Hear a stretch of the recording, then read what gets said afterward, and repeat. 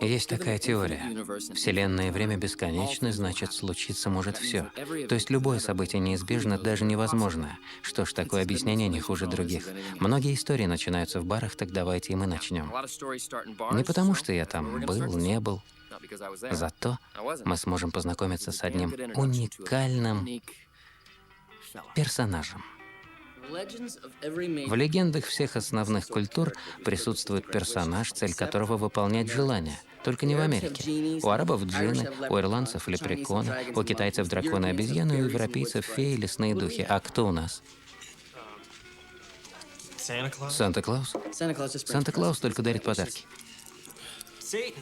Сатана, он исполняет желания. Зак, сатана древнее американской культуры и не исполняет желания. Он заключает сделки. Сдаюсь.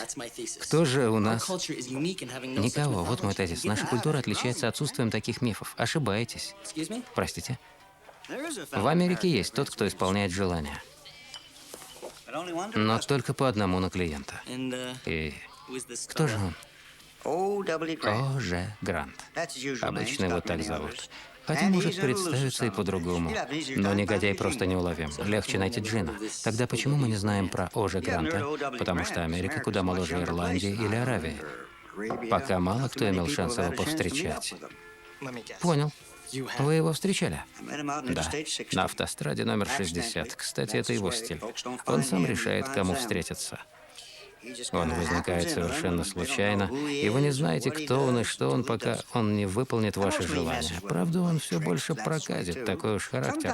Но иногда, если понравитесь, он играет по-честному. Говорят, его папа был лепреконом, приехал сюда из Ирландии. Лилипуты всегда гонялись за юбками. Он обрюхатил девчонку из племени Шайен. Боже. Потом у Шайенов отняли земли, вот и остался бессмертный бродяга-полукровка, наделенный волшебной силой. Автострада 60? Да. А как выглядит этот О.Ж. Грант? Красный галстук-бабочка, а еще трубка в форме головы обезьяны. Знаете, лучше не упоминать его в диссертации. Мне кажется, он не ищет известности. Ладно, доброй ночи. Квинси, смотри. 60-й автострады нет. 65, 64, 66 и 69. Никакой 60-й. Господи, наверное, сегодня ночь глупых выдумок. Парень в красной бабочке и с трубкой обезьяны исполняет желание. Да.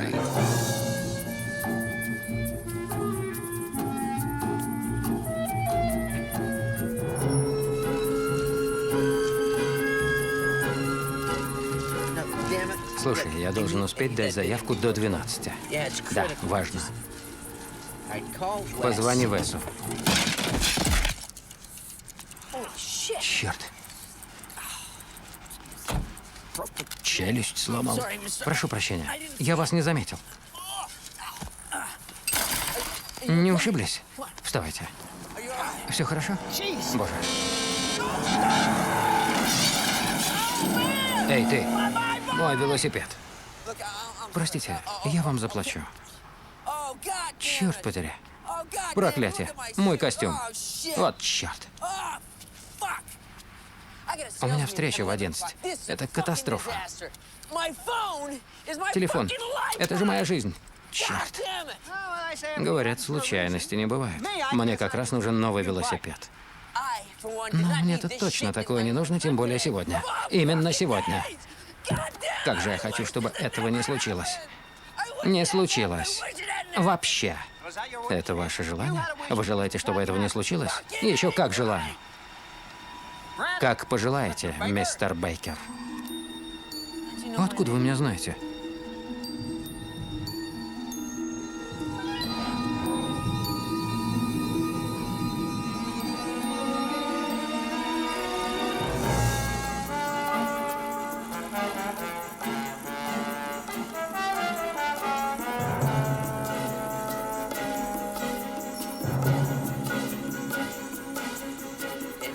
Слушай, я должен успеть дать заявку до 12. Да, важно. Позвони Весу, пусть сбросит бумагу на факс в офис. Она должна... Говори громче, я не слышу.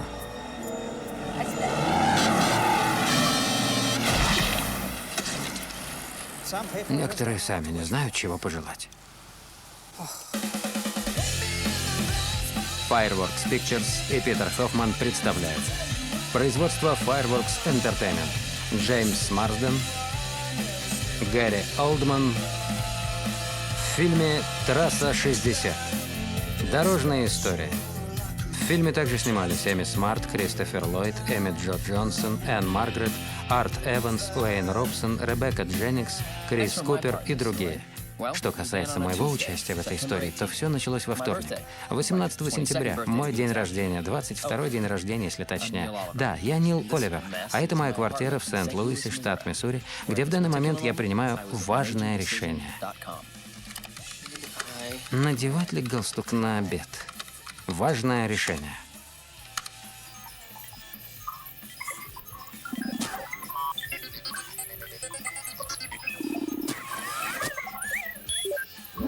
Да. Черт. С днем рождения, Нил. Спасибо. Только правду. Ты не злишься, что меня не будет? Нет, что ты. Неужели ты должна завалить экзамен по психологии из-за какого-то дурацкого концерта? Нет, придется подождать до обеда, семейная традиция. Но зато можешь прочитать почту. Реальность упрямая штука. Стипендии по искусствоведению не будет. Открой хотя бы. По весу ясно, что это отказ. Композитор Кристоф Бек. Не тот пол, не тот цвет волос, и твоя семья слишком богата. Увы. Только старику не говори, пожалуйста. Ты такой странный. А что? Грейпфрут разрезают пополам и едят ложечкой, а не чистят, как апельсин. Узнаю. Опять она. Я уже ревную. Если бы она была настоящая. Она мне опять приснилась. В тюрьме. Наверное, это что-то значит. Я знаю, что. Однажды ты где-то ее видел, и остался отпечаток на подсознательном уровне. Образ вернулся во сне, ты его нарисовал и этим закрепил. Приснилось — нарисовал. Нарисовал — приснилось. Заколдованный круг. Не рисуй, и все пройдет. Спасибо, Карл Юнг. Мне нравится ее рисовать. Оператор Деннис Малони. У меня кое-что получается. Сегодня последний день сдачи работ на конкурс Конрада. Стоит ли? Не спрашивай, Нил, я не хочу судить. Но если тебе что-то нравится, не обязательно делать из этого карьеру. Продюсеры Айра Дойчман, Питер Ньюман. Продюсеры Питер Брей, Нил Кантон, Боб Гейл. Отдать ли мне свою работу на конкурс Конрада?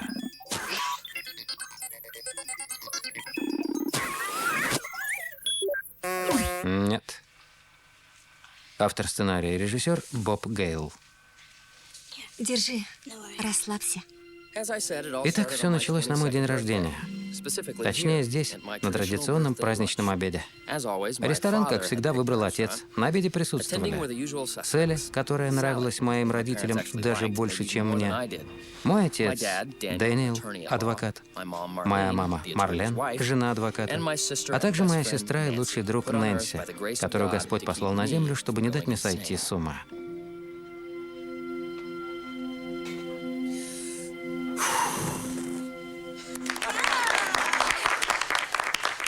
И что же ты пожелал? Скажи, что это связано с нами. Я угадаю. Опять прыгнуть с парашютом? Боже упаси. Нет, нет, Нил, это не так. Если скажу, не сбудется. На самом деле это все глупости. Желание надо говорить вслух. Это вроде кармы. Вырази его, и оно может сбыться. Впервые слышу. Это правда, поверьте. Я знаю. Я вам разрежу. Так, теперь придется сказать. Да, скажи нам, Нил. Ладно. Я пожелал ответа. Ответа? Ответа на что? На мою жизнь. Вот он.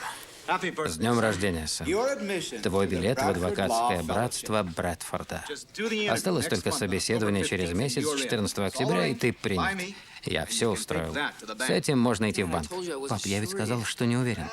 Я уверен за нас обоих. Это погасло последней. Возьмите ее с собой, если хотите, чтобы желание сбылось. Спасибо. Класс. Мой любимый цвет.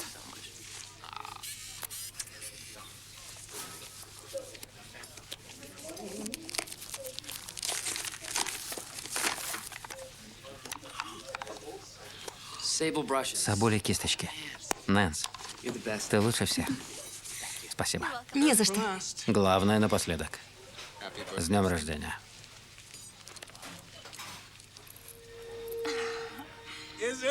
Чудо, правда? Огненно-красное. Ты не представляешь, как трудно отыскать красный кабриолет. Инжектор, 160 лошадиных сил, телефон.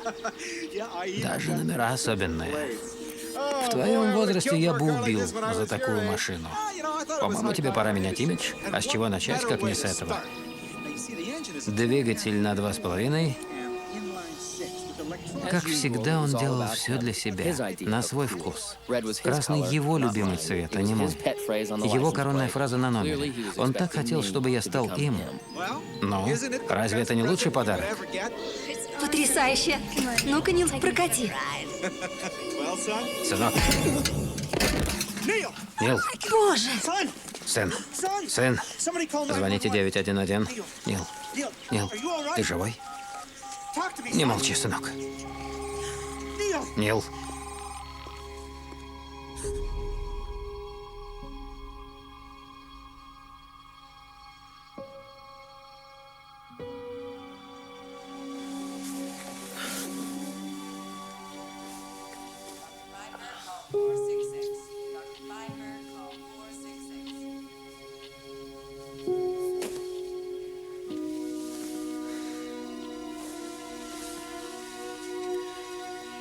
Выздоравливай поскорее, милый, мама и папа. Лучшая пицца в Сент-Луисе. Ты в порядке?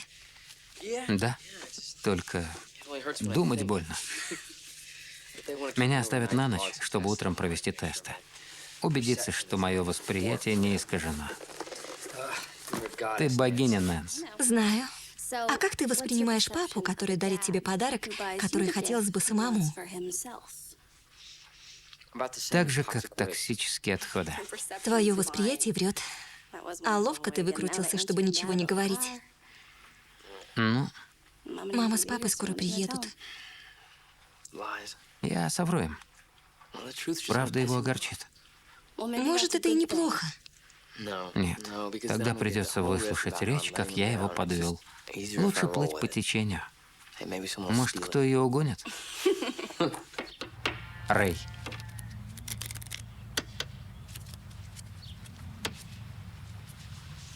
Для начала небольшая разминка. Я показываю карту, вы называете масть. Я буду открывать все быстрее, а вы постарайтесь успевать. Ладно? Бубна. Трефа. Пика. Черва. Бубна. Пика. Бубна. Черва. Пика. Черва. Бубна. Трефа.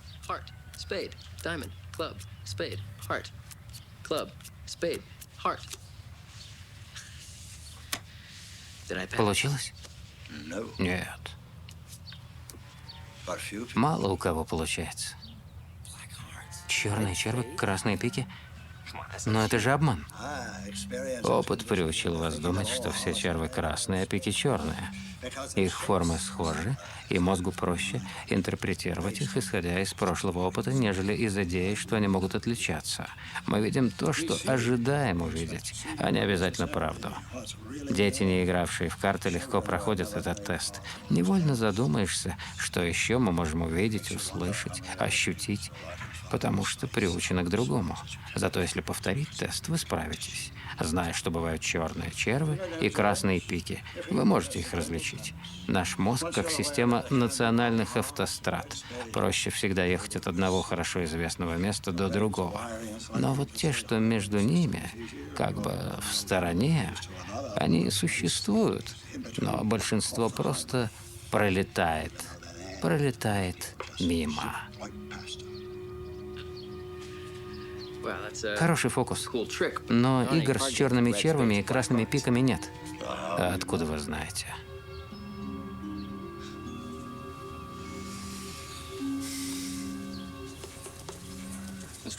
Мистер Оливер, я доктор Крэг. Готовы к тестированию? Да. Да. Любопытный у вас ассистент, этот Рэй. Кто? Рэй. Он только что ушел. Фокусы с картами. У нас нет никого по имени Рэй. Но он здесь был? Странный такой, с картами, в светло-зеленом халате.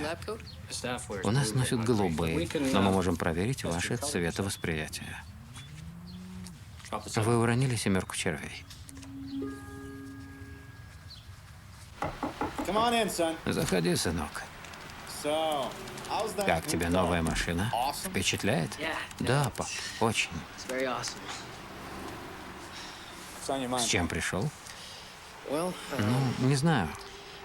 Насчет Брэдфорда, пап. Как-то слишком все просто. Понимаешь? Я трудился много лет, чтобы облегчить тебе жизнь. Или будешь работать на складе до конца жизни? Ладно тебе, это просто, чтобы не просить у тебя деньги, сын. Вот тебе философия Дэниела Оливера, и можешь идти с ней в банк. Никогда не отказывайся от помощи. Эта программа — твое преимущество. Пропуск в любой юридический колледж страны. Америке нужен еще один адвокат. Хороший адвокат. Они всегда пригодятся. И это стоило 30 тысяч? 32 200. Я переторговал 2 крупных коллекционеров. Большие деньги за тряпку. Ты ничего не понимаешь. Подлинник Фрэнклина Сэмюэля. У него имя. Вот продашь хоть одну картину, если продашь, тогда получишь право на мнение. Пап, я просто не уверен. Я думал взять небольшой отпуск. Для чего? Ну, привести мысли в порядок, попытаться продумать все. Тратить время на свое искусство. Это хобби, сын. Хобби. Не более. Я устроил тебя в Брэдфорд, потому что там сейчас Прат. В следующем году его не будет. Если не воспользуешься сейчас, такого шанса уже не представится. Поучись, если потом ты решишь, что юриспруденция не для тебя, я, поверь мне, не стану спорить. Но ты хотя бы закончишь Брэдфорд. Значит, в Брэдфорд? А я думал, ты не уверен. Не уверен, но было бы глупо не попробовать. Не хочешь огорчать старика? Купил тебя новенькой тачкой? Он расширяет свой выбор, Фрэнк. Зрелое поведение. Его надо поддержать, а не осуждать.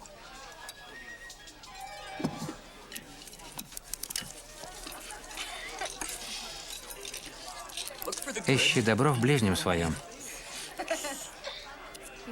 Вас обдувает жаркий ветер любви. Было бы здоровье, остальное приложится. 15 октября. Ты уверен? 15 октября — день собеседования в Брэдфорде. Дай-ка. Ладно, поймал. Пусто. Что за черт?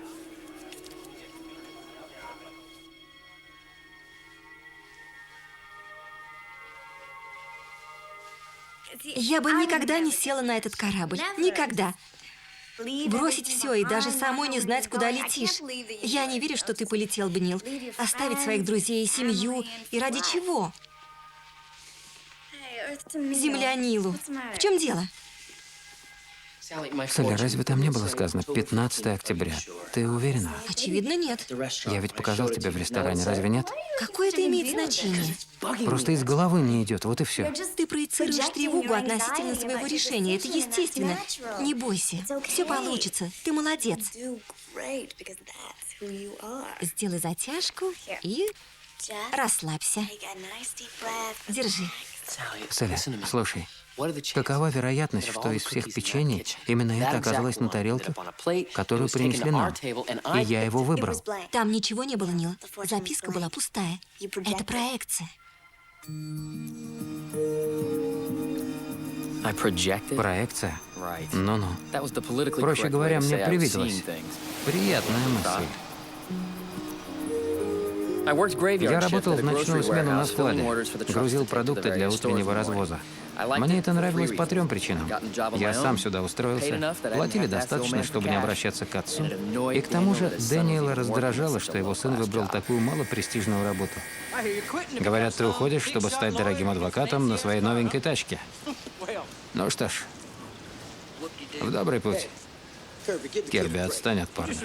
Только не забудь, что бы ты про себя не возомнил, все равно будет ровно то же самое. Просто другая школа. Школа? А как же? Все в жизни школа. Только названия меняют. Ну, возьми наш склад. Вместо директора – босс. Вместо учителей – менеджеры. Вместо уроков – выполнение заказов. А если не выполнил заказ, тебя увольняют. Выгоняют из школы. Слова другие, но все то же самое. Абсолютно то же самое. Школа. Не кондиция. Ну, магазин это не продаст. Придется взять себе.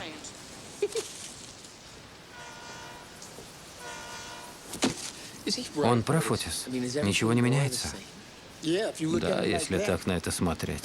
Вот я, к примеру, прихожу сюда, вижу все те же лица, вожу товар в те же магазины, к тем же людям, ем в тех же местах, те же лица, но не совсем. Мне нравятся эти люди, то есть большинство. Если захочется, я могу что-то изменить, выбрать другой маршрут, другой ресторанчик, взять дальние перевозки. Я ведь школу не заканчивал. Смотри. Утром они пойдут в магазин, и макароны будут ждать их на полке, как всегда. Никто даже не задумается, как они туда попали. Черт, это ведь она. Есть и другой выбор. Скоро... Значит, я увидел плакат, вот она мне и снится. Она тебе снится? Да. Глупо, да? Может, это что-то значит? То есть... Как молния. Любовь с первого взгляда. Брось, Отис, сказки все это. Я так с женой познакомился. Увидел в толпе на набережной во время фейерверка 4 июля. Не мог глаз отвести. Наверху все взрывается, а я смотрю только на нее. Я знал. Каждая из моих девчонок – протест против предыдущей. Джанет так высказывалась о моих картинах, что доводила до ярости. Тогда я нашел Селли, которая отказывается иметь личное мнение, но достала меня психоанализом. То есть, снова не то. Ты бы ее поискал. Такую. Она ведь модель, за ней ребята табуном ходят. И непростые ребята. Да, детская мысль идти за своей мечтой.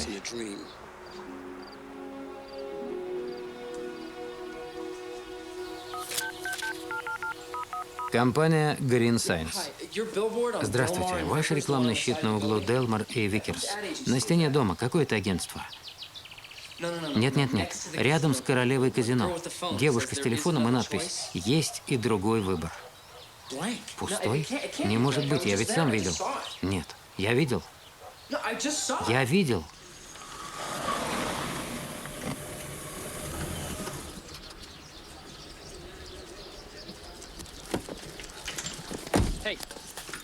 Что написано вон на том щите? С ума сошел. Он же пустой.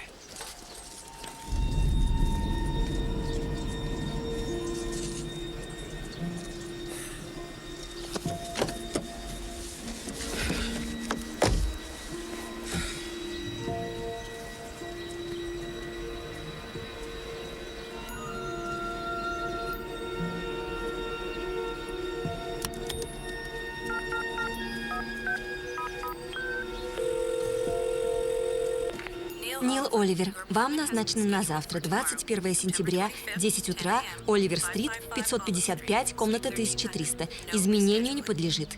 Нил Оливер. Кто это? Оливер-стрит, 555, комната 1300. Изменению не подлежит.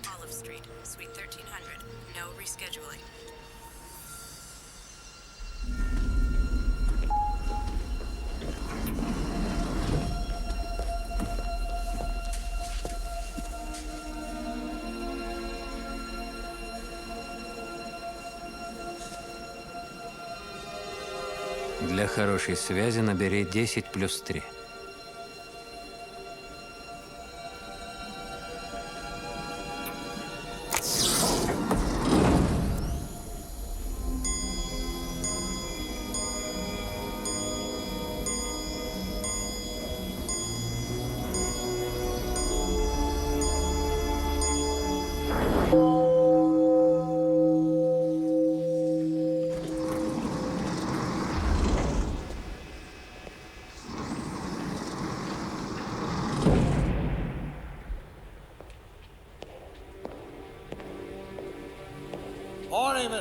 Здравствуйте, мистер Оливер. Не знал, придете ли вы.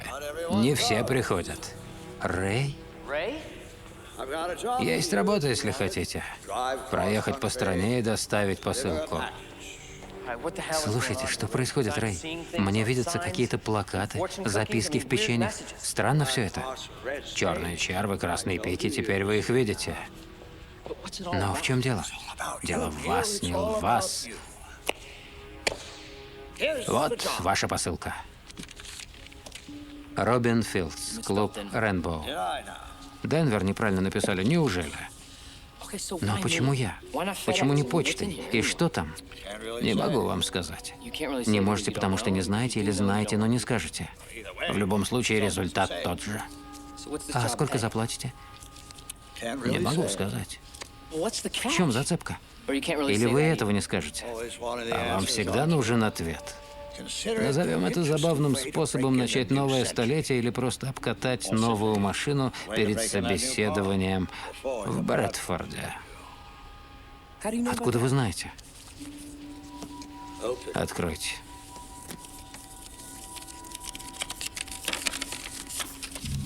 Откуда вы знаете? Спросит Нил ровно в 10:06. Сядьте. Вот мои условия. Если вы возьмете посылку, согласитесь ее доставить, не потеряете по дороге, не откроете и не попытаетесь заглянуть внутрь, то вас ждет достойная компенсация. Езжайте по автостраде номер 60. Срок 2 октября. Так что у вас будет время посетить разные города, встретиться с людьми, осмотреться, услышать разные байки. Встречи в пути. Дорожные истории. Сюр какой-то. Вы, этот офис, 13-й этаж здания, где нет 13-го этажа. Сейчас прозвенит будильник. Пора вставать. Вы не спите, Нил. Может быть, впервые в своей жизни. Контракт. Я согласен на эту работу. Подпись. Стандартная форма.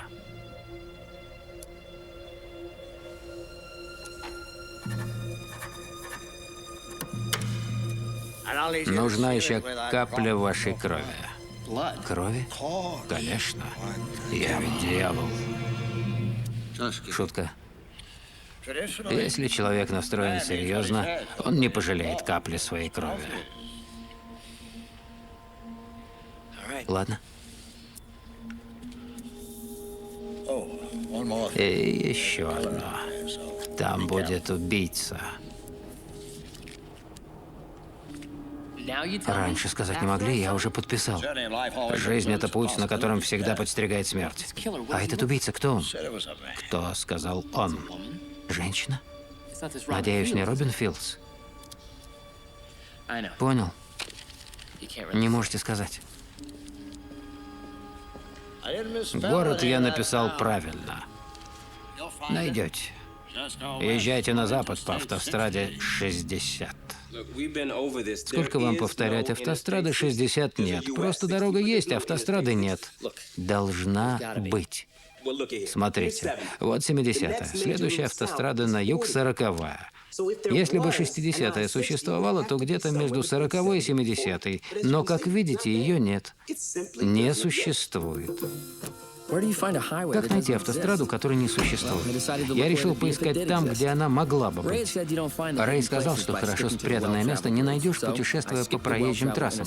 Так что я оставил автостраду 55 и поехал на юг по 61-й имени Боба Дилана.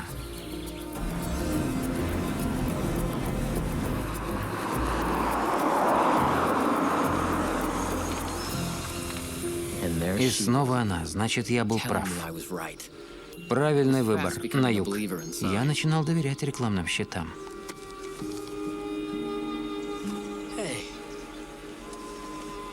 Это посылка тебе, да? Ты Робин Филдс. Тогда все понятно. Хорошо, очень хорошо. Очень хорошо.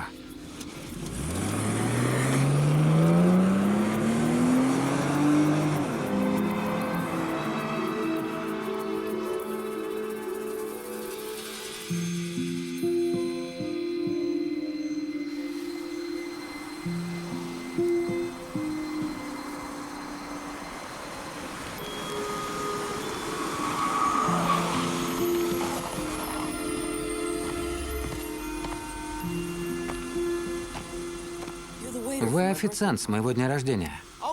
О.Ж. Грант. Нил Оливер. Странное совпадение, что мы встретились.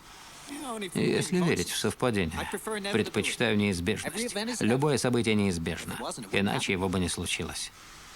Точно. Забыл отдать вам подарок.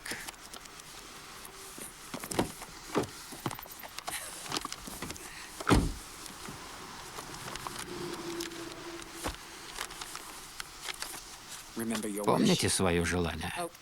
Ответ. Да. Здорово. Будет еще лучше. Попробуйте. Вопросы на да или нет. Ладно. Шарик, автострада 60 существует? Для тебя существует, Нил. Сверни направо у знака «Стоп». Я ведь сказал, будет лучше. Кто вы? О.Ж. значит одно желание. Это моя работа — исполнять желания. По одному на клиента. Ваши интереснее, чем обычно. Открыто. Что говорит о работе мысли, а не жадности. Чаще попадаются другие. Дайте, дайте, дайте. Как правило, деньги, секс и так далее. Неинтересно. Хотя кому как. Шарик, он врет? Тебе решать.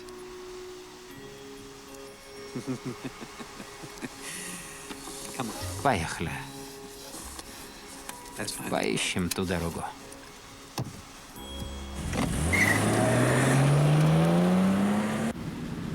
Одна пара пожелала пожениться и обрести вечное счастье.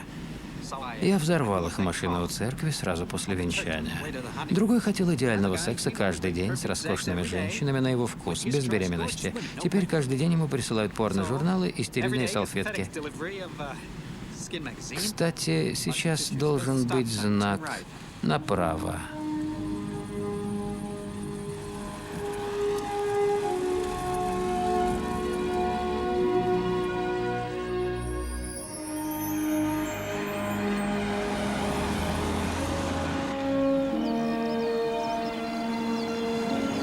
Впереди указатель.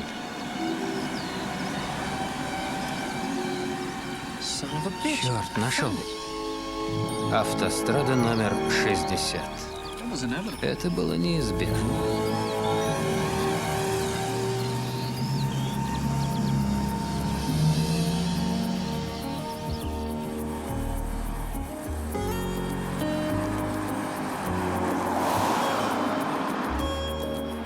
Теплее.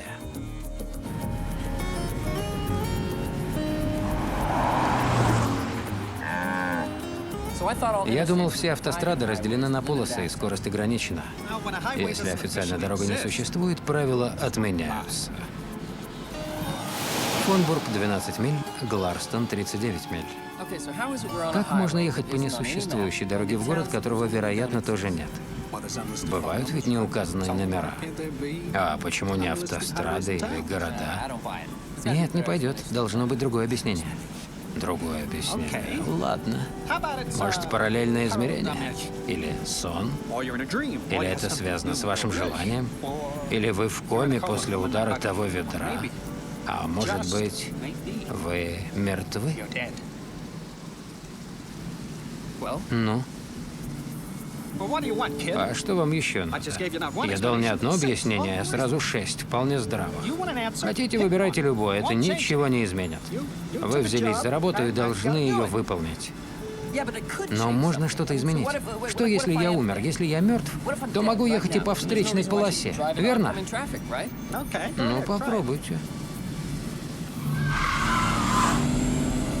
А пока мы разгоняемся и ждем большого грузовика, который появится примерно через 25 секунд, подумайте вот над чем. Если вы умерли, то это загробный мир, и вы заключили сделку, скрепленную кровью с человеком, который все про вас знал, в том числе и то, что вы скажете. Кто бы это мог быть? И стоит ли его злить?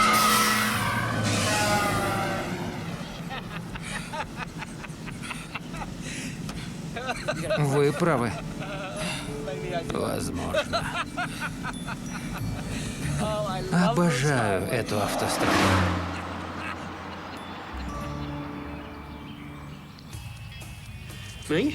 Я тоже считаю себя художником. Но мой холст — это вся жизнь.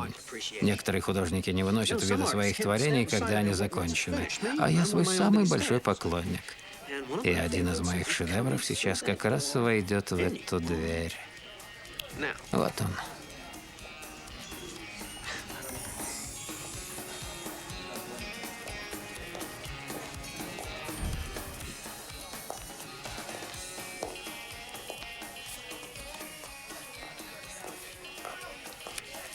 Могу я принять ваш заказ? 15 двойных чизбургеров, пожалуйста. 15 двойных с собой? Не с собой, я поем здесь. Вы один съедите 15 чизбургеров? Да. А что, они большие? Или 15 многовато? Да, многовато. Ну ладно, 12. Дюжина. Слушайте, а вы не пьяны? Не знаю. Можно напиться 6 банками пива? Эй, друг, ставлю 100, что ты не съешь 6 двойных чизбургеров. Куда там 12? То есть они правда такие большие? $100, что вы не съедите и 6. Вообще-то я голоден. Но вы правы, 12 это многовато. Сделаем так. 2 двойных чизбургера, 3 порции жареной курицы, сэндвич с беконом, 2 с говядиной по-швейцарски, филе курицы, клубный сэндвич с курятиной, 2 мисочки чили с двойным луком и по кусочку каждого пирога.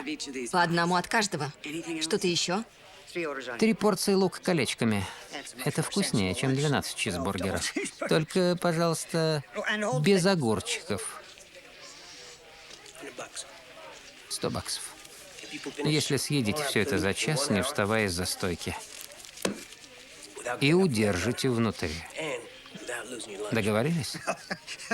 Ну, вообще-то я не игрок. Тогда 2 к 1. Нет, я дам вам 3 к 1. 3 моих сотни против 1 вашей. Ну, бог с вами. Что такое деньги?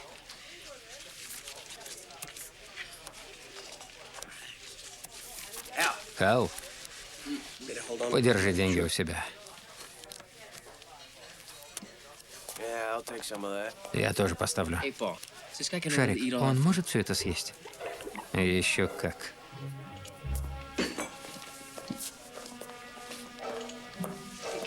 Я могу поучаствовать. Его спрашивай. Нет, я люблю риск. Ты еще глупее его. Мои деньги ничем не хуже.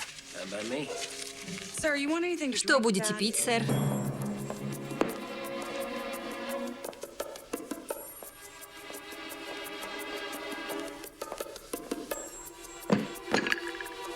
Ваш заказ. Ладно, по моему сигналу. На старт. Внимание. Стойте-ка, стойте. Кетчуп, пожалуйста.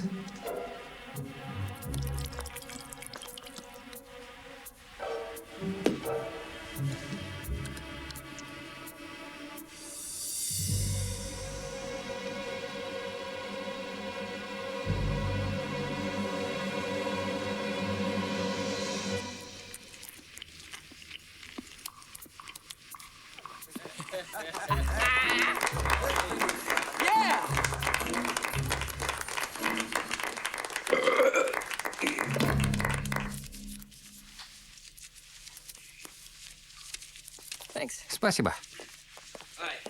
В чем тут хитрость? Хитрость? Где еда? Она не могла поместиться у вас в животе. Не знаю, я всегда больше всего на свете любил есть. Приходил в ресторан и заказывал все меню. Но меня раздражала малая вместимость желудка. 17 лет назад я загадал желание, и, как ни странно, оно сбылось. Теперь у меня черная дыра в животе. Только приходится есть так 6-7 раз в день. Это дорого, поэтому я много путешествую, чтобы такие, как вы, за это расплачивались. Сказки. Простите, мистер. Я хотел спросить. Вам все еще нравится есть? Нет. Теперь это обуза. Слушай, парень, к нему претензий нет. Он свои деньги честно отработал. Но то, что сделал ты, другое дело. А что я сделал? Угадал, вот и все. Ты знал. Я такие вещи нанюхчиваю. Я тоже рисковал, клянусь, я его в жизни не встречал. А твой приятель встречал, я прав. Не буду отрицать. Верни краденые деньги. Подумаешь, выиграл немного. Если это преступление, зовите полицию. Я и есть полиция. Ладно. Прошу прощения. Но это все мои деньги. Мотайте, ребята. Что за игру вы ведете, мистер Грант? Кажется, вы знаете все, что должно случиться, и просто меня дурачите. Не принимай близко к сердцу, малыш. Я готов дурачить кого угодно. Это моя работа. Кстати, рекомендую бездонный источник веселья. А что касается предвидения, то на этой дороге прошлое, настоящее, будущее, если и может быть, сходятся вместе и перемешиваются. Я просто на нее настроен. Вот и все. Но кто вы? Ангел, Бог? Сами выбираете, чье желание вам исполнить? Нет, мне просто нравится дурить людям голову. Я Джокер в колоде жизни. Но зачем это вам? Мне это нравится. Надо, чтобы работа доставляла удовольствие. Впрочем, я подумываю сменить карьеру. Торговать в магазине или стать проституткой. А вы голубой? Опять меня дурачите, да? На самом деле я девственник. И всегда им останусь. Я лишился пениса из-за несчастного случая в возрасте 9 лет. Ну, конечно. Показать? Да. Покажите.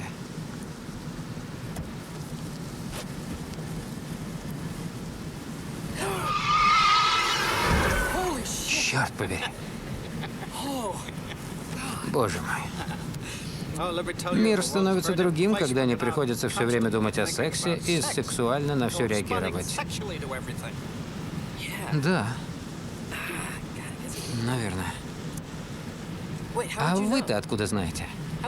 Что значит не иметь того, чего у вас никогда не было? Правильно, молодец. Вы не поверите, сколько людей принимают это на веру. Звучит как правда, вот и верят. Я ведь сказал, дурить людям голову весело. Советую попробовать. Кстати, сейчас будет красивый вид.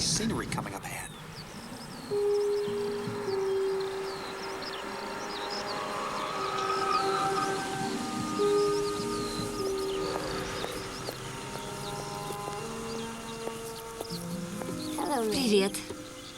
Нам по пути? Если вы на запад. Значит, мне туда. Лучше пересядьте назад. Он захочет как следует меня рассмотреть, а так не надо будет вертеть головой, как и вам, если сядете сзади.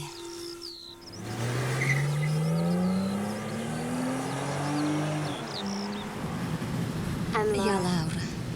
Я Нил. Это мистер Грант. Куда едете, Лаура? Я еду искать идеального любовника. Какой интересный маршрут. А вы там были? Пожалуй, нет. Я тоже. Зато как весело добираться. А как вы узнаете, что приехали? Это моя проблема. Даже Маня, впрочем, вам это не интересно. Нет-нет, очень даже интересно. Первый раз был так себе. Я даже подумала, и это все? И об этом столько песен написано. Сильно преувеличили. Второй раз был чуть-чуть лучше. Третий это было уже что-то. Четвертый хуже третьего. Но когда я накопила опыт и могла сравнивать, просто голова пошла кругом. Что если мой идеал ждет за углом? Насколько лучше будет самый лучший? Это стало моей жизнью. Иногда я жалею, что не пошла в монастырь. Но мания, моя мания, это твой шанс. Ну что, Кабель, хочешь девочку, которая не может сказать «нет»? Ты ни одного не пропустила? Только голубых. Ладно. А под каким номером буду я?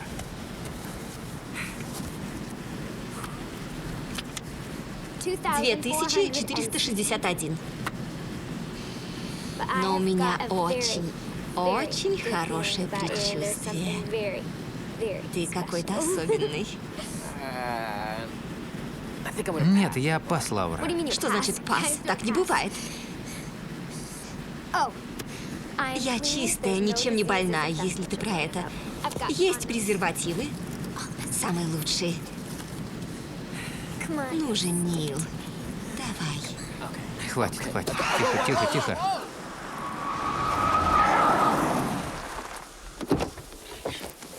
Я отказываюсь, и точка. То есть ты не мужчина? Встретил настоящую женщину и испугался? Боишься опозориться? Ты ведь этого не узнаешь, верно? Если я этого не сделаю, то не стану номером 2000 и что там еще? Я буду номером 1.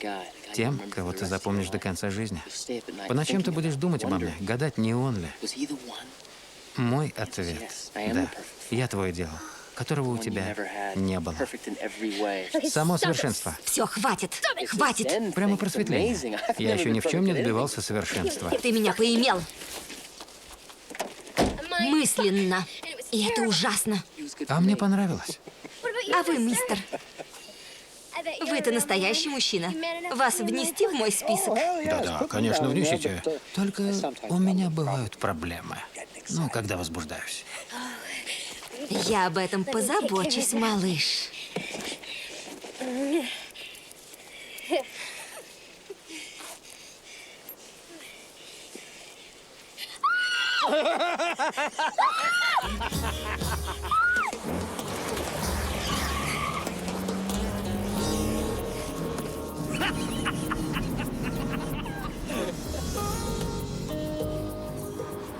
Этот музей тебе точно понравится.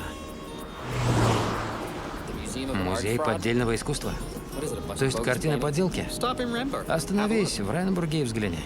Ты найдешь там пищу для ума.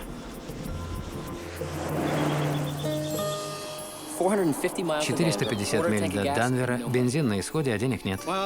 Колумб отправился в путь, не зная, будет ли ветер.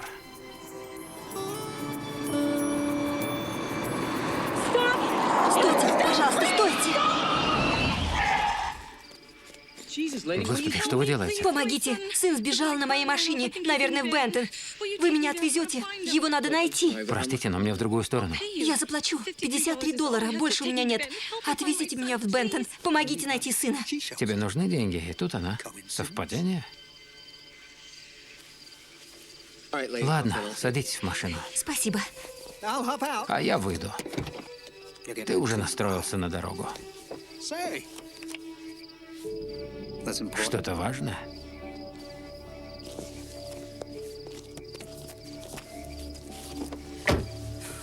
Удачи, Нил. Стойте, мы еще встретимся? Тебе опять нужен ответ. Может, он ждет тебя в Бентоне?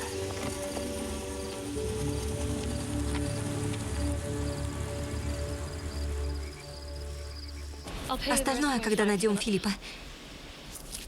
Меня зовут Сьюзен Росс. Нил Оливер. А сколько вашему Филиппу? 16. Вот мой сынок. Единственный. Он и раньше сбегал, но всегда возвращался. Господи, как я боюсь. А если не найду? В полицию звонили? Они советовали поискать в Бентони. Я же неплохая мать. Круто. Но так трудно растить одной. Мы его найдем, Сьюзан. Найдем.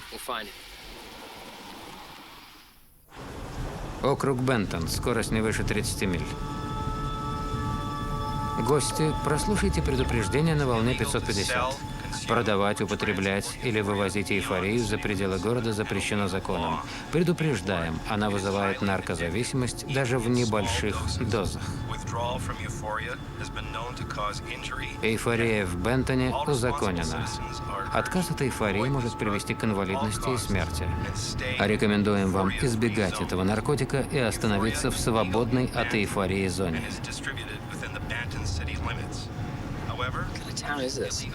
Что это за город?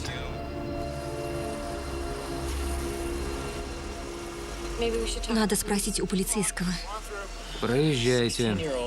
Подросток в городе легальных наркотиков и рейва. Вряд ли он в библиотеке.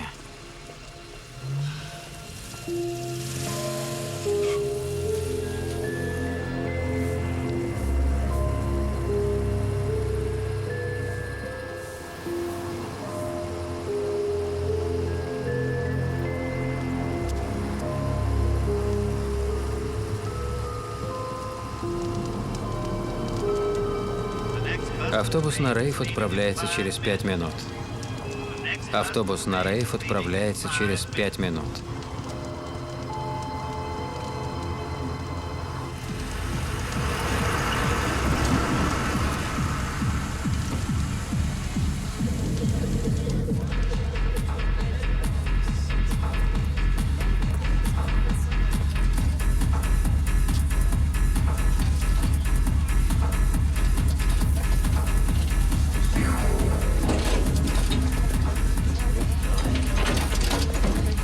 Проходи.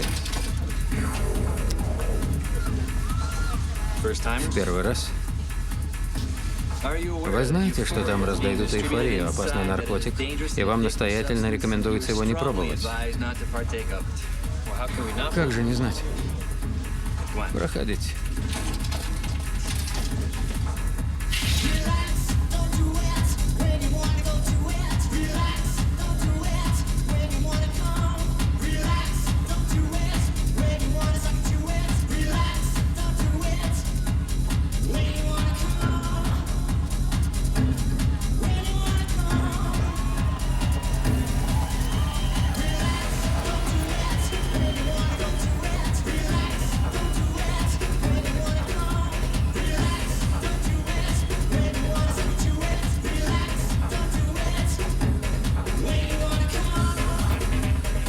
Берите.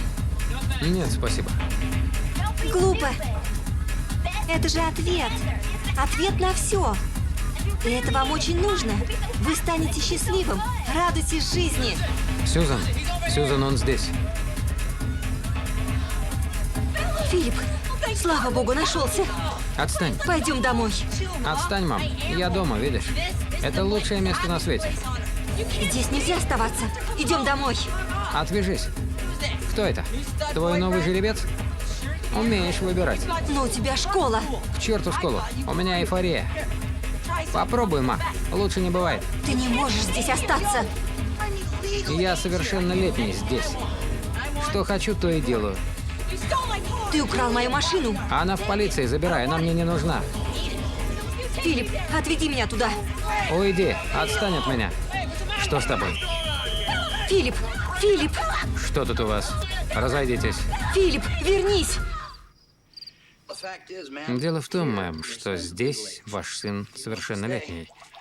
Если хочет остаться, силой его не увезешь. А он хочет остаться. Все хотят. Они наркоманы. Но он еще ребенок, он не ведал, что творит. Нет, нет, нет, он знал. Все знали. По всему городу развешаны предостережения. Если это сильный наркотик, почему его разрешили? Сынок, у нас была серьезная проблема с наркотиками. Со всеми вытекающими. Мы все перепробовали. Наказание за торговлю, за употребление, жесткие меры, очень жесткие меры, тюрьма, публичные наказания, но итог один. Некоторым просто необходим кайф. И мы придумали радикальное решение. Эйфория. Синтетический наркотик, сильный, легальный, вызывающий зависимость. Мы всех предостерегаем, но, как я уже сказал, некоторые не могут без кайфа. Одна доза, и все, они наши. Город контролирует поставки, так что мы были в состоянии сделать его доступным для всех. Живите в наших лагерях, ешьте за наш счет и выполняйте кое-какую работу: уборка мусора, стрижка газонов, мытье туалетов, и получите эйфорию. А ночью танцуй до упада.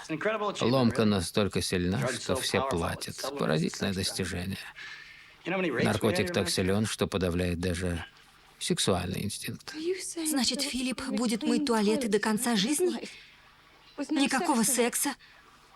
Он не женится? Я не увижу внуков? Какая ирония.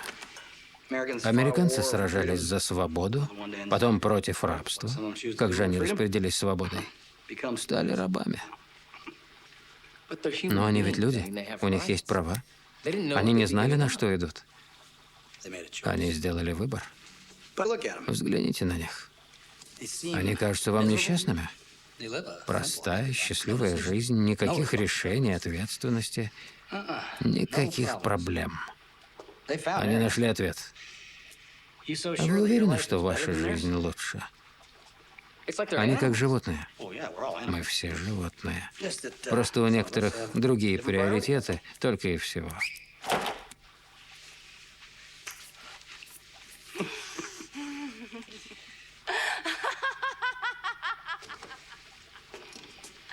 Но вне зависимости от приоритетов, Бентон — чудесное место. Нет, это кошмар. Прошу вас, верните мне сына, я все сделаю. У вас три варианта. Первый. Вы поселитесь здесь, в зоне свободной от эйфории, и сможете хотя бы с ним видеться. Иногда дети даже работают на своих родителей, так сказать, возвращают долги. Второй. Возвращайтесь домой и постарайтесь занять жизнь чем-то еще. Или третий. Присоединяйтесь.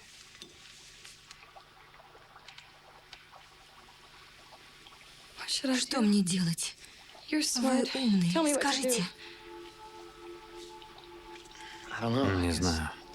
То есть я бы хотел увидеть своего сына. Но он не хочет меня видеть.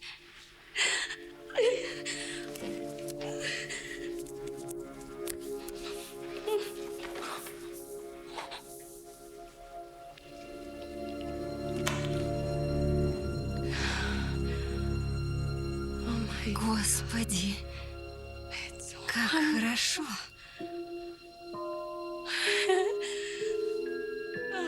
Как красиво вокруг. Я не знала, что бывает такое счастье.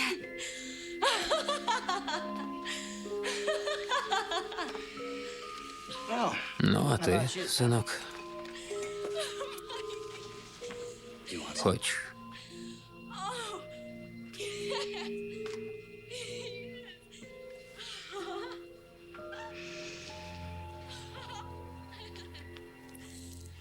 Нет, спасибо. Я пас. Айвс, у меня новенькая, и я накормил уборщицу. Пришли смотрителя. Вас понял. Значит, вам нужен мотель. Плюс вам полагается $300 премия. Премия? Да, новая работница. А у нас за это платят. Что, сынок? От помощи не отказываются.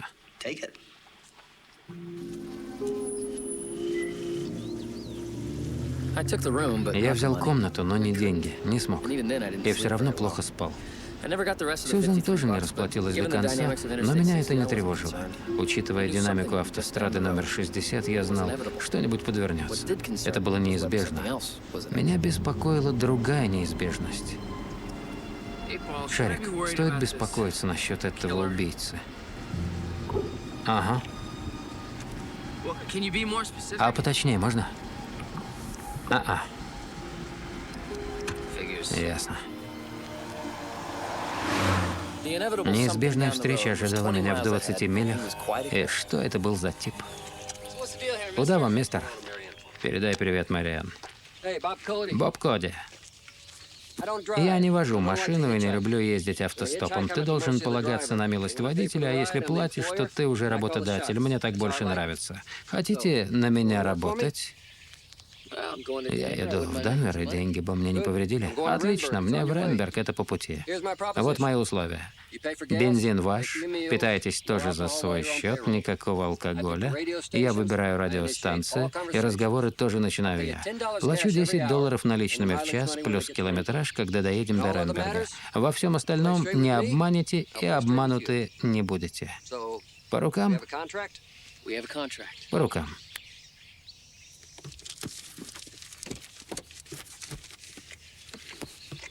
Как зовут моего шофера?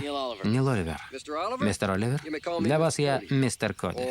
Или сэр. Понял, сэр. Он ехал в Ренберг, музей был там же. Совпадение? Я понял, что мне не миновать этого музея. Это было неизбежно. У мистера Коди оказались довольно своеобразные вкусы. Выбор очевиден. Орион 620. Американская машина для американских водителей. Ложь. Моторы Орионов производят в Японии. «Сигнал к убийству». Фильм, о котором все говорят. Снова ложь. Мы не говорим. Почтовая служба США. Нам не все равно. Эти круче всех. Иногда спасает только председатель.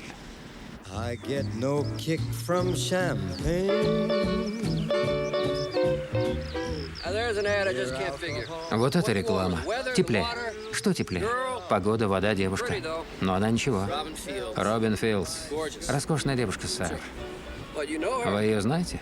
Еще нет. Встречаюсь с ней в Данвере. Счастливчик. Признаться, немного нервничаю. Что я ей скажу? Как завязать разговор с девушкой твоей мечты и не показаться полным идиотом? Ничего не говорите. Пусть начнет она. А что? Хорошая мысль. Сидеть и слушать сладкую музыку ее голоса. Вы влюблены? Да, сэр.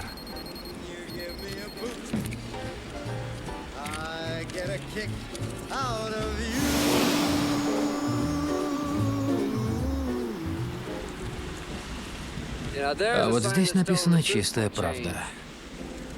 Мотель «Граница». Похоже на мотель. Нет, я про границу. Вам не приходилось слышать про Фредерика Тернера? Нет, сэр, он был историком. Лет 100 назад он придумал теорию о границе. Граница — это нечто вроде предохранительного клапана цивилизации, чтобы мы совсем не сошли с ума.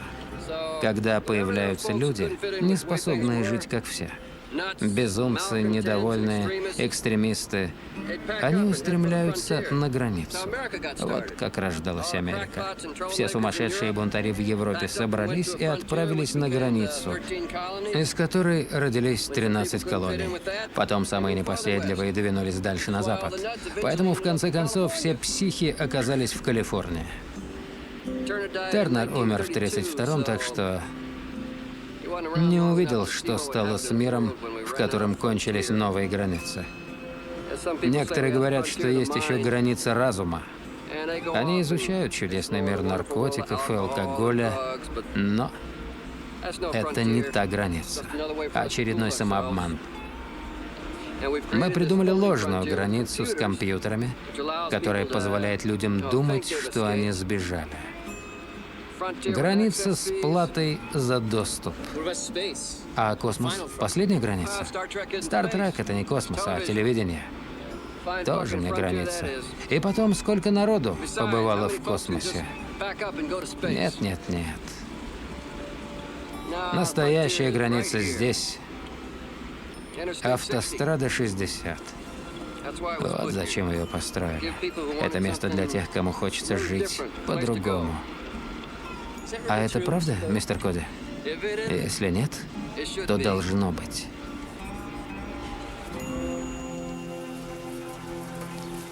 Буду работать за еду.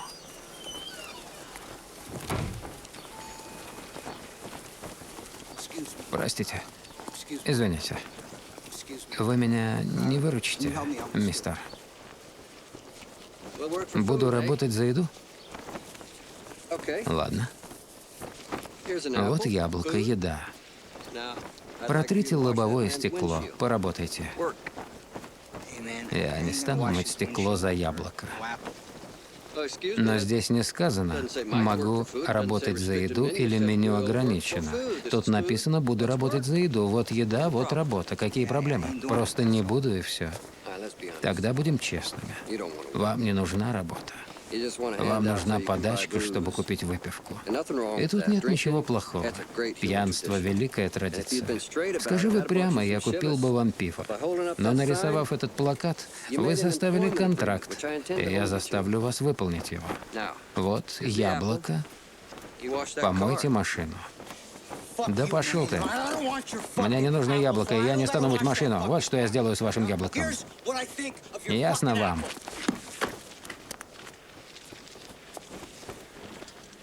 Вы взяли мою еду и обязаны вымыть машину. Мойте. Мистер Коди, это не так важно. Важно. Этот дурак лжет в письменной форме. Я не потерплю лжи ни от кого, тем более в письменной форме. Эй, ты, мой машину. А ну заткнись, гад, а то порежу. Уходите отсюда, а то вызову шерифа. Я бы не стал. У меня рак легких. Мне осталось жить 6 месяцев. Вот только в больницу я не поеду. Это динамит. Разнесет все в радиусе 150 метров. Мне, в общем-то, плевать, сейчас уходить на тот свет или чуть позже. Но если тебе не плевать, то лучше помой машину. Да, хорошо, мистер, хорошо, я вымою. Нет. Пусть он. Не дури, вымой стекло. Мой машину, скорее. Ладно, я вымою. Выключи, я все сделаю, выключи.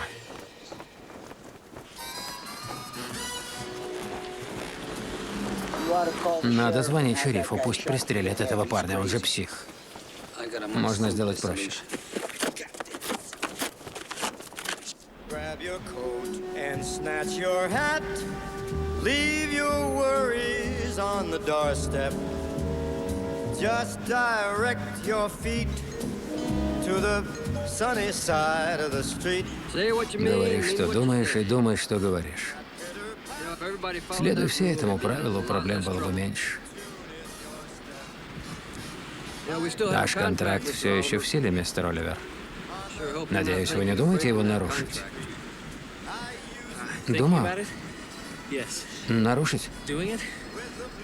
Нет. Честный ответ. Как глоток свежего воздуха. Сигарету? Спасибо, я не курю. А я люблю сигареты. Пишут, что вызывают рак, и вызывают. Говори, что думаешь, и думай, что говоришь. Если бы не сигареты, кем бы я стал? Я работал в рекламе. Мне платили за ложь. Но однажды из-за этой лжи умер мальчик. Это убило меня. И поэтому, узнав свой приговор, я решил провести остаток дней с толком. Положить конец хоть какой-то лжи. Впервые в жизни я делаю настоящее дело, и я счастлив. Рак легких имеет свои плюсы. Я не мог понять, блефует он или нет. В здравом уме или сумасшедший. Может, динамит был муляжом или детонатор, а может и нет. Как сказал бы Грант, масса ответов и все резонные. Но одно я знал точно, он мне понравился.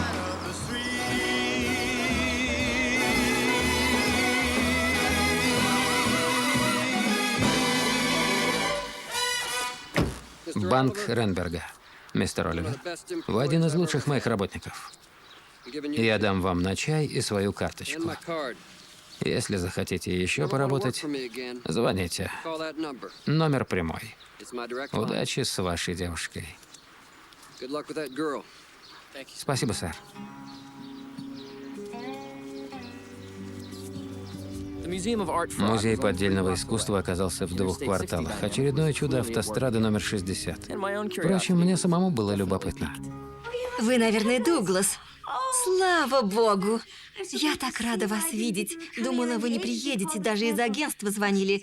Простите, я миссис Джеймс, владелица. Миссис Джеймс. Они смотрят подлинник. Я знала, что у вас голова кругом. Но если вы все сделаете, я дам вам $100.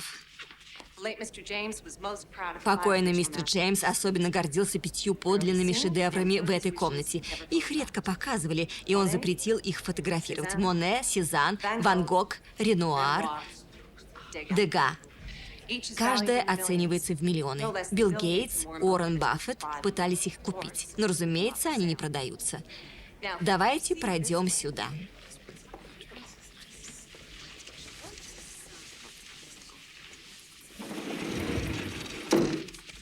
Теперь осторожно снимите картины, выньте из рам, а потом поставьте вон туда на мольберт. Сегодня вы мой племянник Эдвард.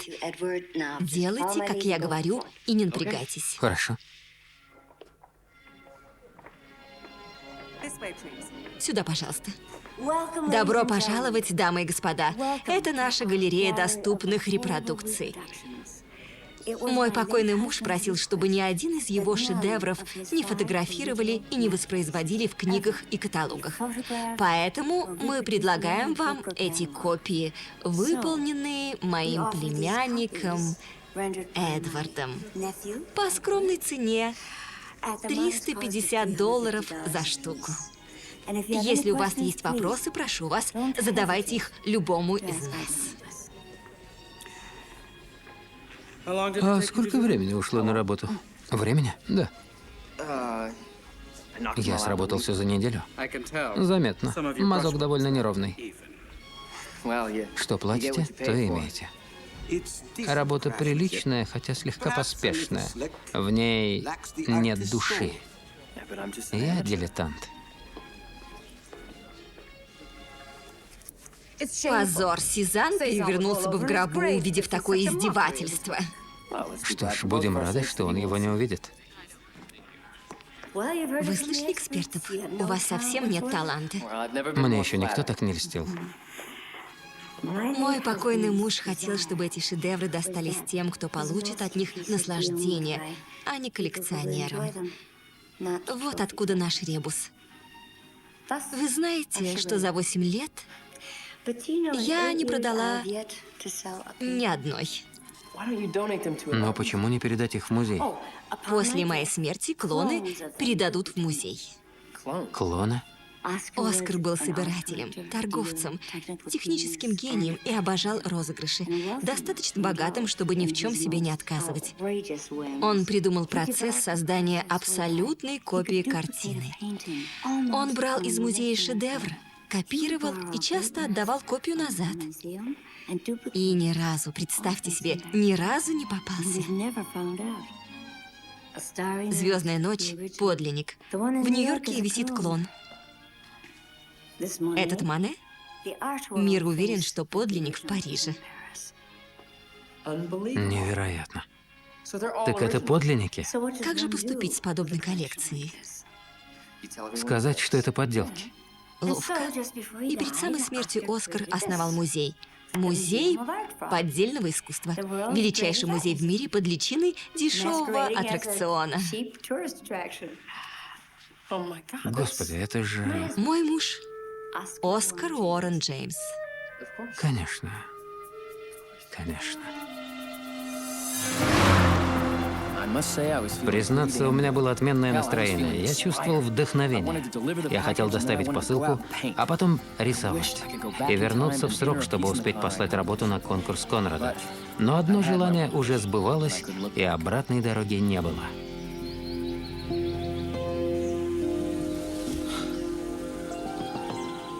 Горячо, холодно. Ясно. Я и ближе, и дальше, разумеется. Шарик, она живет не в Данвере, ее зовут не Робин, верно? Правильно. Она в Морлоу. Да. Ее зовут Лин. Если я поеду туда, найду ее, встреча возможна. Вот оно, вошедшее в поговорке перепутье. Моя работа, данное слово, подписанный контракт против очаровательной Лин, девушки моей мечты. Ее голос еще звучал в моей голове. Куда? Как же я поступил? Как любой безнадежный романтик. Нашел оправдание. 5 дней на 158 миль.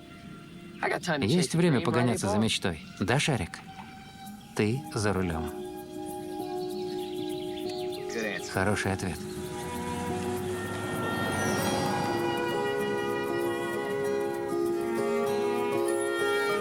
Морлоу. Законопослушный город. Население 6122 человека.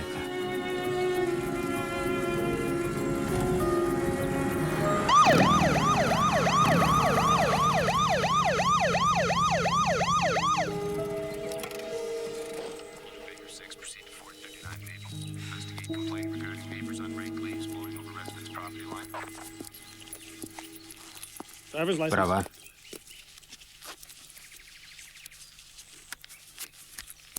Что я такого сделал? Ничего. Получите повестку. На вас подал иск мистер Джей Мэдисон за наезд с летальным исходом на его кота Сникерса перед зданием суда. Но я ни разу здесь не был. 3 недели назад я был в Сент-Луисе. Расскажите судье, я только отдал повестку. Советую направиться в город и поискать себе адвоката. Он вам пригодится. Но сначала поставьте машину на стоянку у озера, а то могут подать иск за загрязнение воздуха. Бег трустой без разрешения запрещен.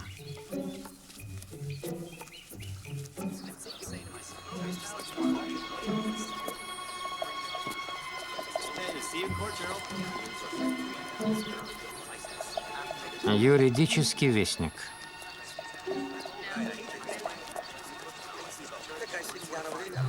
Вам адвоката? Я хороший адвокат. Стэнфорд, выпуск 88-го, диплом с отличием, и я все тут знаю. Послушайте, дружище, мы создадим для вас поддельную корпорацию, чтобы защитить ваши доходы. Вам нужен не адвокат, вам нужен хороший адвокат. Меня зовут Маклин Парк, и другие имена вам не понадобятся, остальные мошенники. Валери Маккейб. Ель 99-й для гостей города скидки. Мы обязательно выиграем. Вы даже дела не знаете. Дело Мэдисона – мелкое дело. Гости все время нарываются. У Джей Мэдисона даже кота нет. У него аллергия. Я легко добьюсь снятия обвинения. У него не было кота? Но зачем тогда подавать в суд?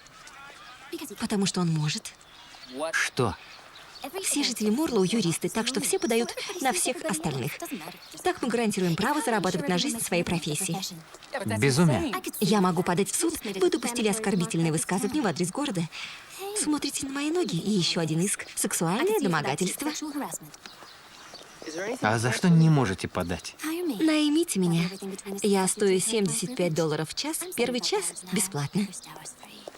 По крайней мере, вы в курсе дела. Вы наняты. Я подам на вас в суд, Валери. За сексуальное заманивание потенциального клиента в общественном месте. Он нанял вас, потому что счел сексуально привлекательной. Скорее ко мне в офис, а то влепят еще десяток исков по дороге. Четверг, 27 сентября. Дело верное. Максимум на пару недель. Пару недель? Нет, я должен быть в Данвере 2 октября. Слишком долго. Это недолго. Долго это щит при въезде в город. Мы вот уже 5 лет пытаемся поставить новый, но забыли подать бумагу о влиянии на экологию, а поскольку металл столба представляет потенциальную угрозу, пришлось идти в суд. А другой адвокат оспорил указанное число жителей. Еще один предложил точно выяснить границу города, чтобы точно знать, где ставить щит. Мы пригласили топографа, но он не смог закончить работу, потому что на него подали в суд за курение. Думаю, пройдет еще года 2. Это не так просто. И вы здесь живете? Лучше места не бывает. Каждый день новая проблема. Новая трактовка закона. Пиршество интеллекта. Это прекрасно.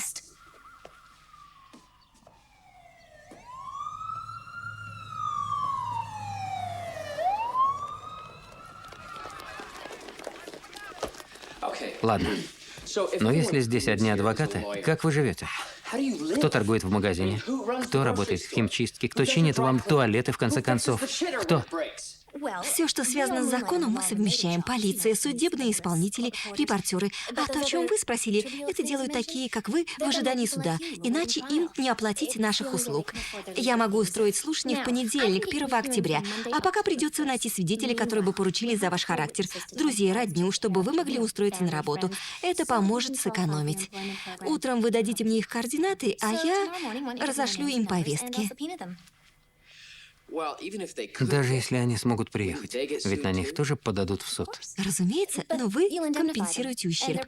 Их проблемы лягут на вас. Опять работа для меня. Ладно. Все телефоны у меня в машине. Я схожу за ними, сделаю несколько звонков и сразу вернусь. Не выйдет.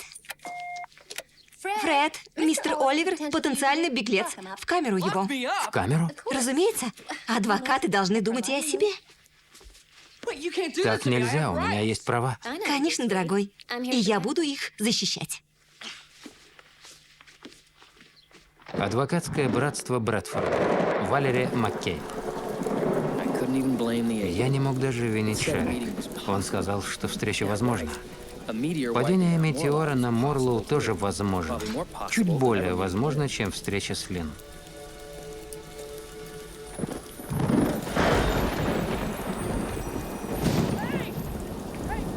Лин. Лин. Я здесь. Я здесь. Я вас вытащу. Я вас вытащу.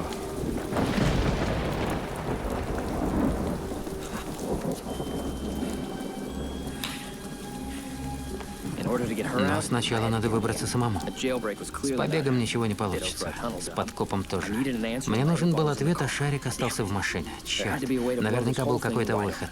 И тут я вспомнил. Адвокат просил дать ей свидетеля. Но тут нужен не просто свидетель.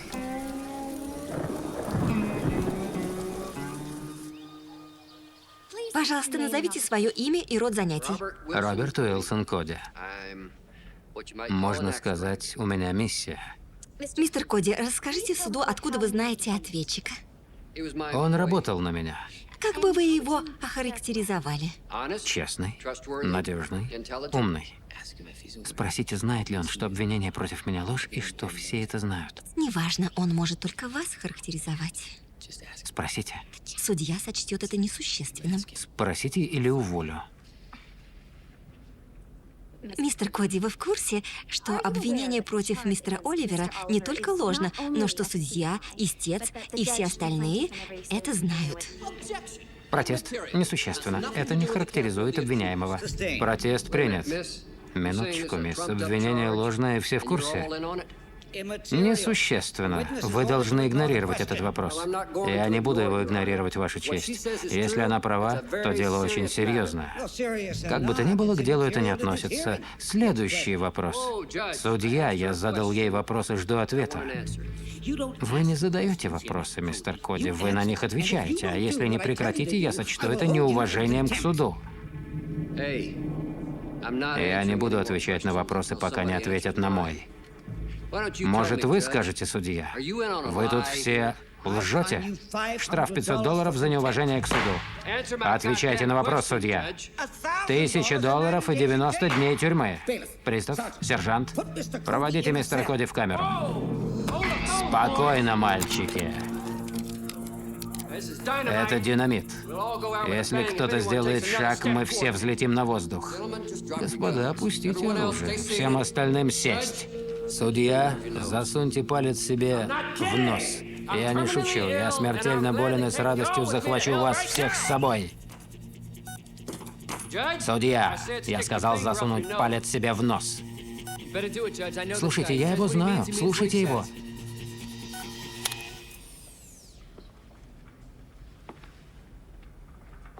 Наконец-то разобрались, кто тут главный. Судья, все это дело ложь, не так ли? Палец не вынимать. Да. Да, сэр. Да, сэр. Ясно. Поднимите руки те, кто знал, что мистера Оливера просто подставили.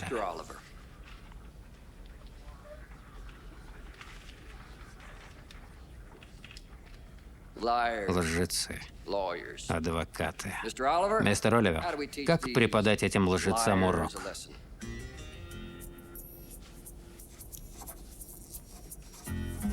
Прочтите, судья. Данным распоряжением все судебные иски, обвинения, штрафы и поборы с неграждан Морлоу по любым делам и в любых судах города аннулируются и объявляются безусловная амнистия. Спасибо, пристав. Сделайте несколько сотен копий и расклейте по городу. Любопытный городок. Пожалуй, я здесь останусь. Вы против, судья? Нет. Не против, сэр.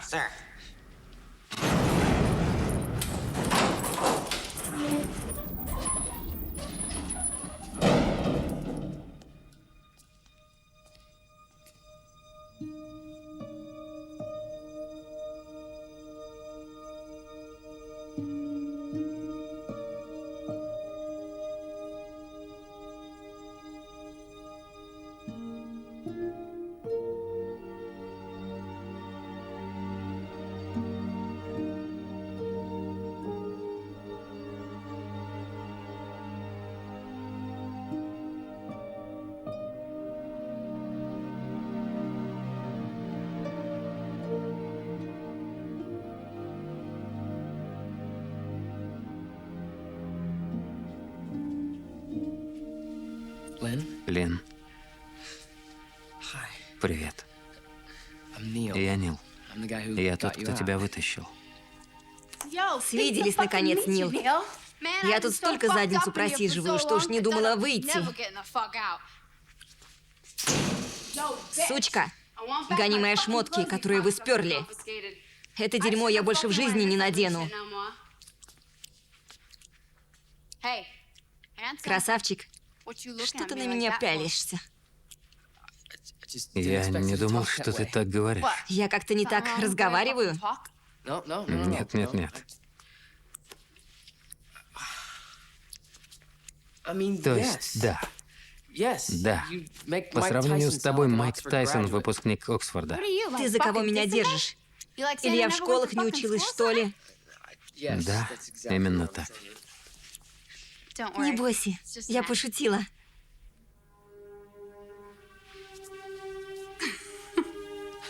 Это такой тест. Обычно ребятам так хочется мне понравиться, что они говорят: «Нет-нет, Лин, ты замечательно разговариваешь. Оригинально, свежо, глоток свежего воздуха, точнее воздуха из канализации». Я бы никогда с таким не пошла. Рада, что ты тоже. Надеюсь, ты на машине? Я свою продала, чтобы расплатиться. Да, есть.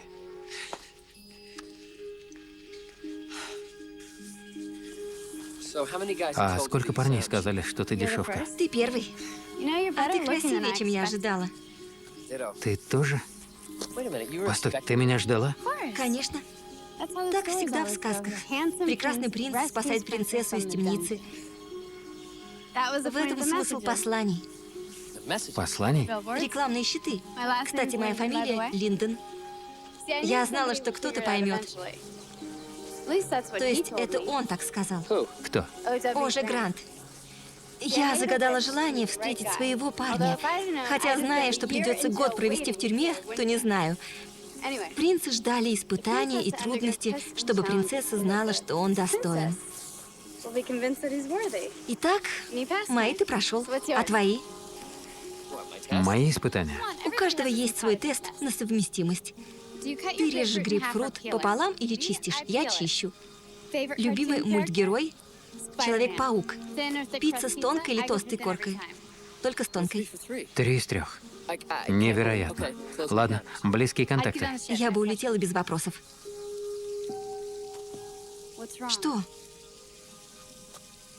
Все как-то слишком идеально. То есть ты так хорошо, что даже не верится. Подожди. Ты видишь, я не идеальна. Ладно, мне уже легче. Мне тоже.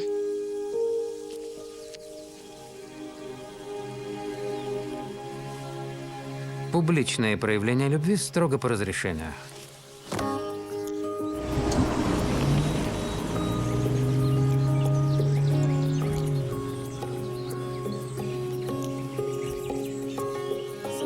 Значит, пожелала идеального парня. Ну что тут скажешь? Я человек, а у людей есть нужды. Любовь. А ты? Ты пожелала меня? Нет, я пожелал вот это. Он дает ответы. Правильные ответы? Пока да.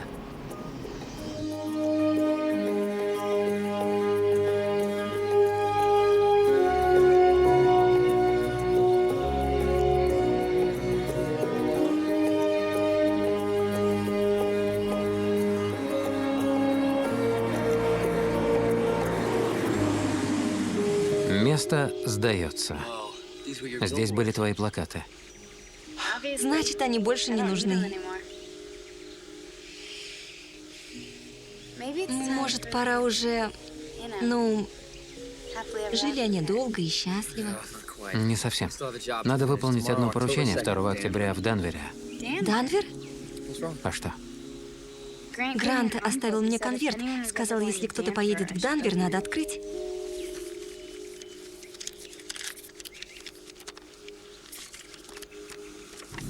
Не надо ехать. Не знаю, мне это или тебе. Нил, не надо. Я дал слово доставить эту посылку. Я должен. Шарик, мне ехать в Денвер?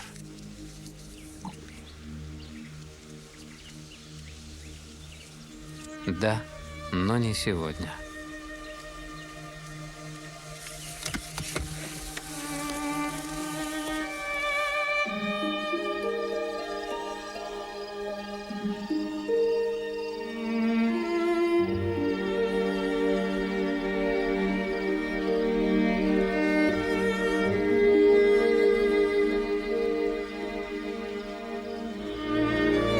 Не беспокоить.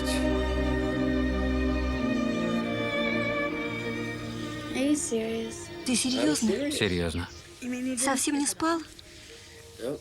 Не смог. Мной владела муза. Здорово. Мне нравится. Просто так говоришь? Нет, здесь есть душа, страсть.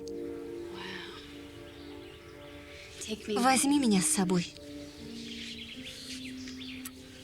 А письмо? Черт с ним, я с тобой.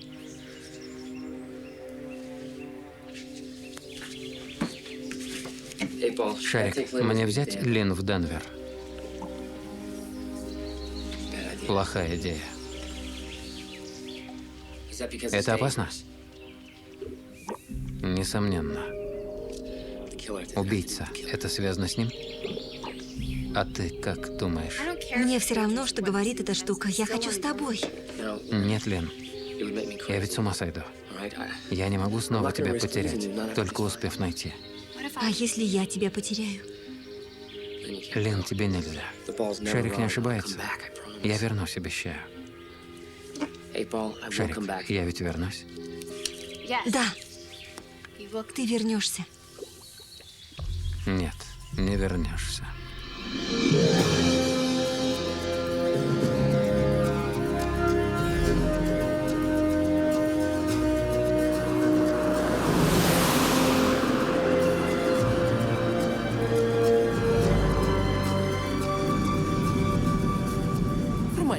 Я рехнулся. Бросить девушку своей мечты из-за глупой игрушки.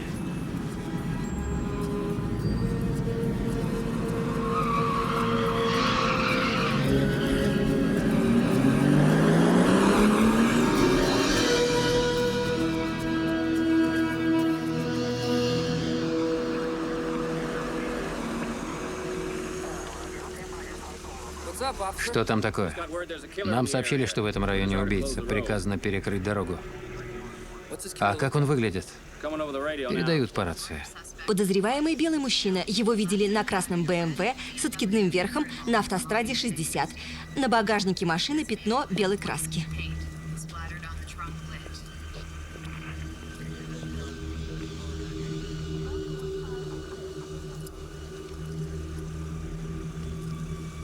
Лучше езжай, сынок, здесь небезопасно.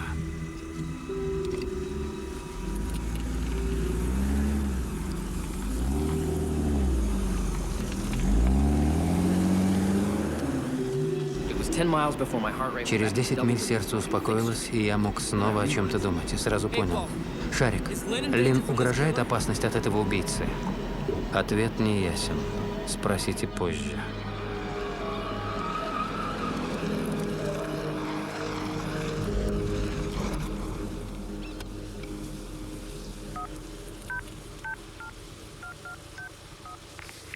Сотовая связь в этом районе недоступна.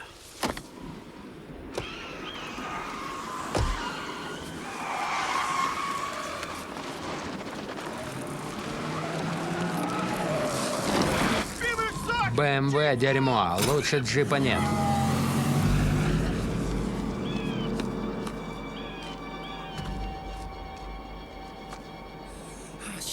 Черт. Черт.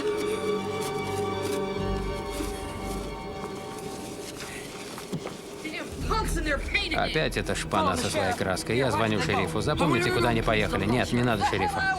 Я позвоню. Меня тошнит от этих придурков.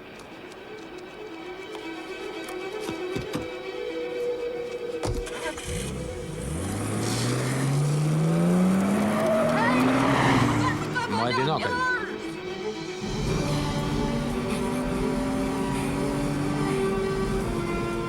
Шарик, убийца это я? Включи радио.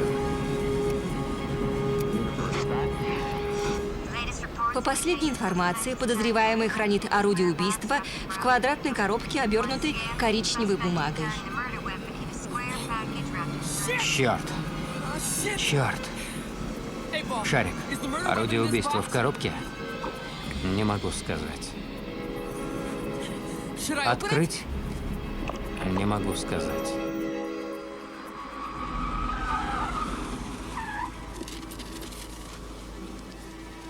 Черт. Если это правда, тут полно моих отпечатков. Шарик, мне очень нужен ответ. Что делать? Только да или нет. Пошел ты. Да или нет. Ладно. Думай. Думай, Нил. Мысли логично. Он вызвал полицию, то есть мне нужно ехать в противоположную от них сторону.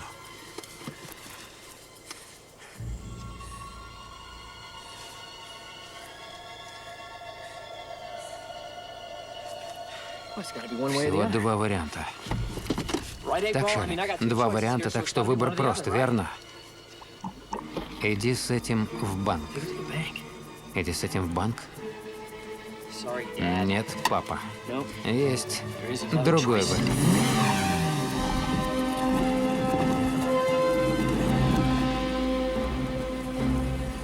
Шерифы и полиция двух округов блокировали автостраду в обоих направлениях, чтобы не упустить подозреваемого на красной БМВ с пятном белой краски на багажнике.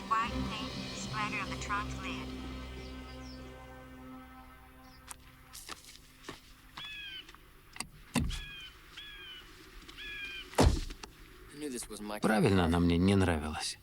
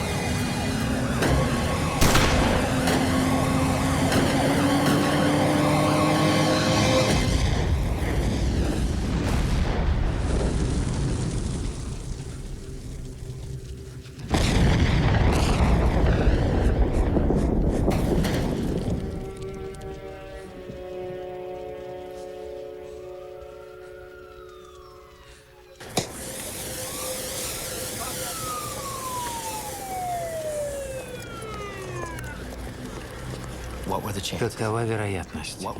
Какой шанс, что убийца окажется на точно такой же машине, а я получу точно такое же пятно? Грант бы сказал, что это неизбежно. Хотя бы раз в бесконечной вселенной все сложится именно так, то есть сейчас. Но Грант говорил, что на этой автостраде прошлое, будущее, если и, может быть, путаются между собой. Так что я должен был убедиться.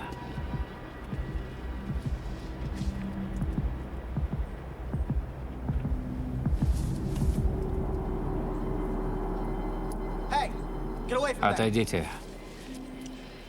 Кто это был? Говорят, студент-юрист из Сент-Луиса. Психанул и убил своего отца.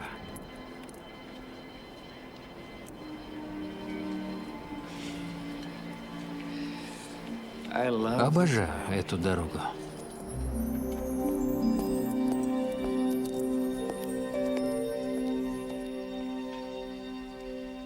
Шарик, у меня много вопросов. Тот парень в машине. Да что я тебя спрашиваю?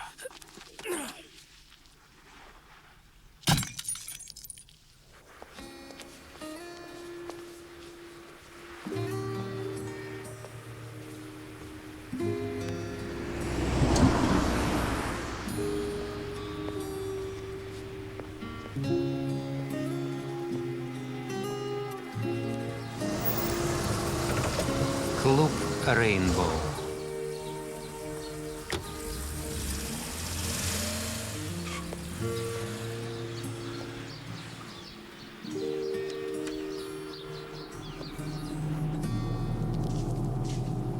Hello?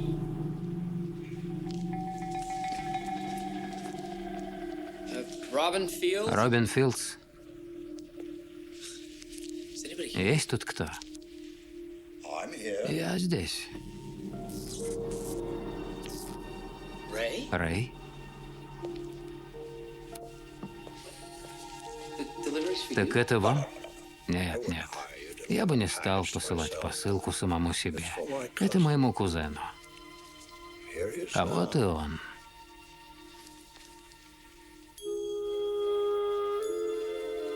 Robin Field. Робин Филдс. Один из моих псевдонимов. Cousins? Так вы родня? You sat in my car Вы with сидели your own рядом package. со своей посылкой.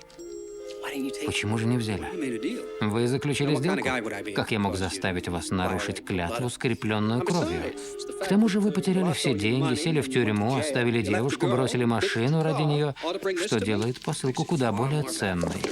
Теперь она Now it обросла has историями. Story Ну что ж, to go with it. хотите знать, что внутри? Well, would you wanna- Хотите или нет? I Раньше did before, хотел, but it doesn't really но matter. теперь это не важно. Whatever it is, Ведь что бы там ни было, as good as the stories. истории все равно лучше. I'll see, as you Раз вы understand. это поняли, я открываю.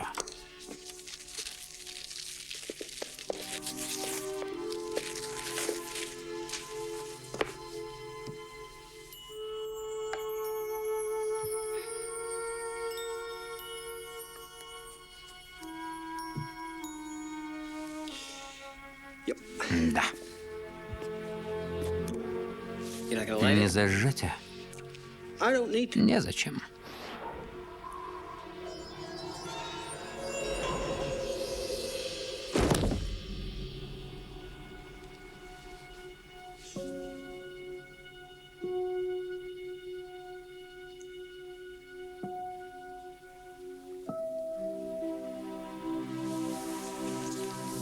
Feinberg, call 466. Dr. Feinberg, call 466.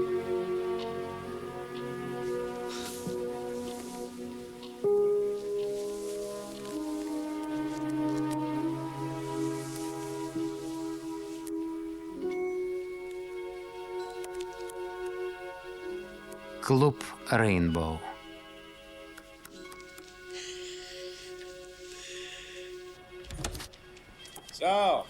Ну, как машина? Впечатляет? Dad, Папа, what's my favorite color? какой мой любимый цвет? Синий. Why would you buy me a red? Так почему красный БМВ? Красный – отличный цвет, особенно для кабриолета. Мои БМВ всегда доставляли мне радость, и я подумал, С днем рожения, In папа. the future, if you want to buy me А на a gift, будущее, если будешь выбирать мне подарок, то выбирай его для меня, а не для себя. Сынок, это подарок. Если ты его не примешь, ты меня оскорбишь. Неужели это непонятно?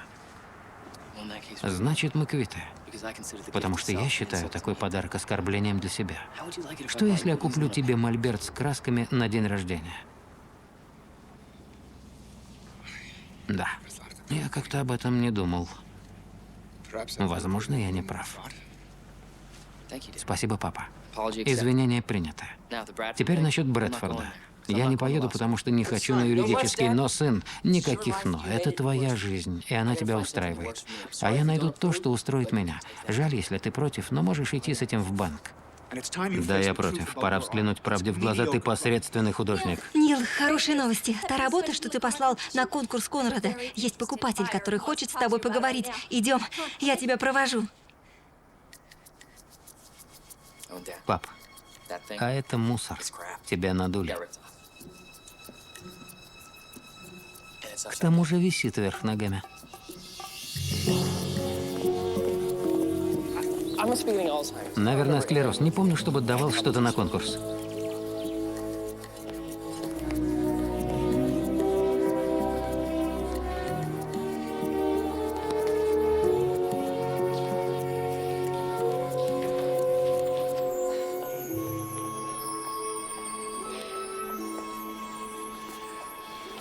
Вы оставили ее в мотеле, и я взял на себя смелость послать. Thank you. Спасибо, мистер Конрад. Не за что, мистер Оливер. Вы Нил Оливер?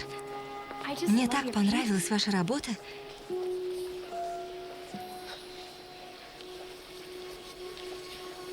Простите, пожалуйста, но у меня такое чувство, что мы встречались. No, no, no. no, it's okay. Нет, ничего, у меня тоже Big time. чувство. Мне нравится. В ней есть душа, страсть. Я... Лин Линден, Yeah, no. я знаю.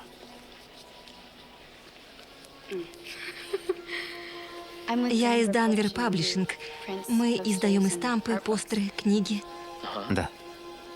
Простите за назойливость, но вы бы не хотели написать серию мотелей, кафе, автозаправок в том же стиле? Я как раз об этом подумал. Мой брат очень талантлив. У него теперь все будет хорошо, у него большое будущее, у них обоих.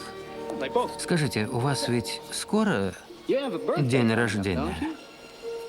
Откуда вы знаете? Не забудьте загадать желание.